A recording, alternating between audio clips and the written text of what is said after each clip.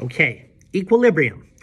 All right, so we have static equilibrium and dynamic equilibrium.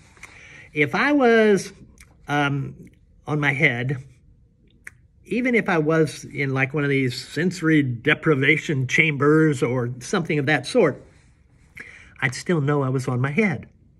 Or if I was laying down, I think they're usually you're like in some kind of a salt solution. I've never done it. I've heard about it. In the dark, and it's a sensory deprivation chamber. But you know, it doesn't matter. You know, if you're laying down, right side up, upside down, you know it. That's called static equilibrium. And you know what? It involves hair cells, just like hearing. But they have a different function. So when they're bent, it tells you, so the way it works when we talk about static equilibrium, so the slide 36 is just talking about equilibrium, and I better show you this. We have sensory structures in the vestibule, and then we also have, when we talk about dynamic equilibrium, you'll see in these semicircular canals, we're going to have sensory structures there. And dynamic equilibrium is when you're going around a curve or moving, you can tell how your body is moving. Okay, let me go on to slide 37. All right, before I move, there are two parts of the vestibule, and we have structures in it called the saccule and utricles, and they are in the vestibule. So, now slide 37. So it ends up that we have these two regions, the utricles and the saccules, and one of them is positioned vertical, and the other is positioned horizontal. And in both cases, they're going to have this structure. So they're going to have a structure where you have hair cells below here. You have what they call an otolith membrane above with little granules in them. And that's for mass, right? And so the hair cells of the utricle are projecting vertically, and the hair cells for the saccule are projecting horizontally. So if I'm standing here, my saccules are aiming this way, and gravity is putting a downward pressure on them. And that sends a signal to my brain saying that I'm upright. Now, the utricle, which are extending straight up, they're not being bent. They're just extending straight up. Now, if I lay down, they'll then bend to the side, and I'll say, oh, I'm laying down now.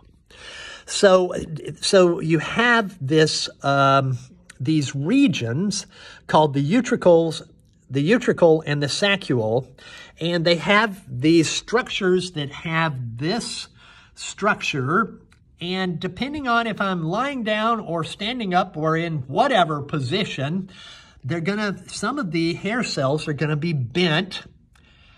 And because of the calcium carbonate crystals that are in there, that's limestone basically, because of the calcium carbonate crystals in there, it's going to cause the hair cells to bend, and your body can interpret that to know position in space. Okay, one more. We have dynamic equilibrium. So if we look, I'm going to go back to this slide right here.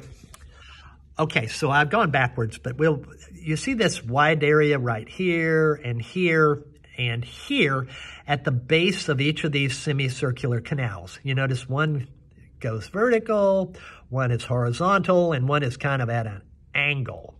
So we have these three semicircular canals, and in those expanded areas at the base of each of those semicircular canals, the expanded areas are called the ampulla. And in the ampulla, we have something very similar to what we were just talking about. We have crista ampullaris. And the crista ampullaris have hair cells in them. And think about those canals. if you're driving around a curve, the water is sloshing around, right? The fluid is sloshing around in there. And what are they going to be moving? The crista ampullaris. So the crista ampullaris contain the hair cells, and at the top they have a cupola that gets pushed on. It gets pushed on by the movement of the fluid in your semicircular canals. And what your body does is it says, oh, even though my eyes are closed, I can tell I just went around a curve.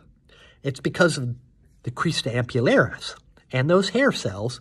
It sent me a signal saying, woo, that was fun, right?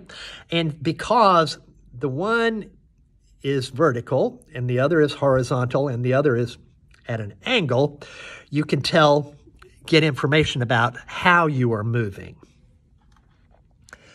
Okay, and that's what the final slide basically says. It says that the movement of fluid in these semicircular canals puts pressure on the crista ampullaris, moving some of the hair cells, the stereocilia. And the different effects of the movement on each of the different semicircular canals, horizontal, vertical, oblique, at an angle, your brain says, I know what I just did. I went up and down and around all at once. Whew. Yeah. So that is how dynamic equilibrium works. And wow, that is the last of this mini videoed section of A&P, special senses. I will be getting these videos uploaded today, and I will get all of this stuff on Blackboard. We'll do one more set of videos. I'm going to do the introduction to the heart this week. Next week, after spring break, I'll do the second part of the heart. That means we are going to be one day behind. It's okay. We'll get caught up. It happens to me every year. All right, kiddos. Talk to you later.